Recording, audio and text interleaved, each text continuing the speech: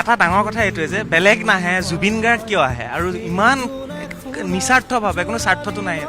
স্বাৰ্থ বুলিবলৈ বস্তু নাই আৰু কথাটো হ'ল মানুহৰ যেতিয়া দৰকাৰ হয় তেতিয়া আৰ্টিষ্ট ওলাই আহিব লাগে আচলতে ৰাজপথলৈ আৰু মোৰ সেইটোৱে আৰু মই জনতাৰ লগত থাকি ভাল পাওঁ জনতাৰ কাৰণে কাম কৰি ভাল পাওঁ সকলো শিল্পী সমাজ একেলগে আছে আপোনাৰ লগত আছে অলমষ্ট আছে আজি বহুতক দেখা পোৱা নাই বাৰু কিছুমানে গৰমৰ কাৰণে অহা নাই চাগে কিন্তু সকলোৱে ছাপোৰ্ট কৰিছে আৰু লগত আছে বেছিভাগ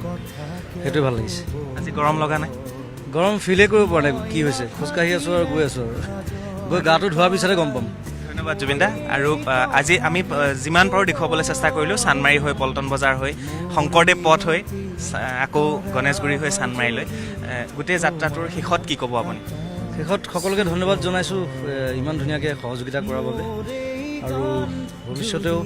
যেতিয়াই দৰকাৰ হ'ব তেতিয়া মই সদায় থাকিম মানুহৰ লগত আৰু মোৰ লগতো সকলো আৰ্টিষ্ট থাকিব বুলি কামনা কৰিছোঁ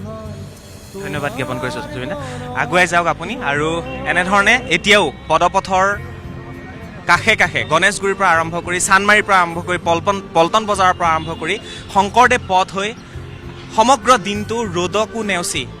এনেধৰণে জুবিন গাৰ্গে এটকা এটকাকৈ সংগ্ৰহ কৰিলে আৰু এইখিনিতে কওঁ দৰ্শকসকলক এটকা এটকাকৈ 100 টকা হয় 100 টকাৰ পৰা 1000 টকা হয় 1000 টকাৰ পৰা 1 লাখ টকা হয় কোটি এনেকৈ হয় আৰু আমি যদি বানাক্ৰান্তক সহায় কৰিব পাৰোঁ তেতিয়াহ'লে প্ৰতিজনে এটকাকৈ দি হ'লেও এনেধৰণে সহায় কৰিব পাৰিম সুনীতৰ কেমেৰাত বন্দী হৈছে এই মুহূৰ্তটো এখনৰ পিছত আন এখন দোকানত এই মুহূৰ্তলৈকেও আবেলি প্ৰায় 6 বাজিবলৈ হৈছে এই মুহূৰ্তলৈকেও এনেধৰণেই